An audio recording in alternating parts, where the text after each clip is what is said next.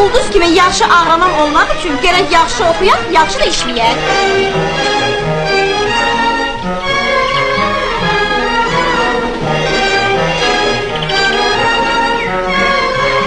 Axırda özünü də elmlər namizədə adına calaq eləyəcək, görərsən.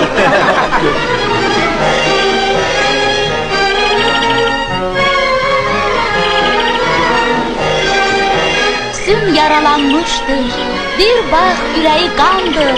Doktor dedi ki, yalnız ulduz ona dərmandır.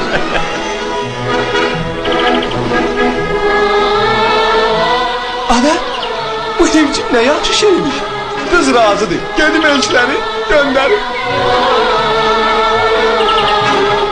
Nazilədir, amma hamı mənə nazik deyir. Doktor dedi ki, yalnız nazik ona dərmandır. Nə qədər mədəni centilmendir. Odur ki, bir insan evləri görən kimi bir saçsız olur, yaptıklar üstəyinlə. Bravo, he. Məndən əliniz, mənim qadın xeylana xoşum gəlmir.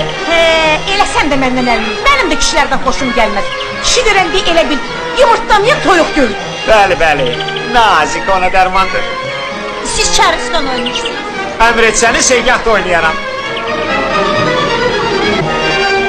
Görürsünüz, yeni meyve ağacları yaradacağım. Köhnələri isə kökündən çıxarıb atacağım.